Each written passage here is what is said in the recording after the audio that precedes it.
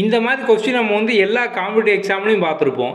ABC 3 பேரும் சேர்ந்து ஒரு வேலையை 3 நாளில் முடிச்சிருவாங்க.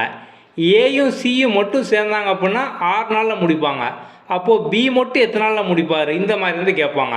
அதாவது 3 பேர் சேர்ந்து பார்க்குற வேலை, அதில் யாரோ 2 பேரை மட்டும் கொடுத்துட்டு அவங்களோட ஒர்க்கையும் கொடுத்துருவாங்க. மிச்சம் இருக்க ஒரு ஆள் பார்க்கறதுக்கு எவ்வளோ நேரம், இந்த மாதிரி வந்து கேட்பாங்க. இப்படி கேட்கும்போது ரொம்ப சிம்பிள் தான். என்ன பண்ணணும் அப்படின்னா, இந்த 2 வேல்யூ இருக்கா, இதை வந்து முதல்ல மல்டிப்ளை பண்ணுங்கள். 3 × 6 18.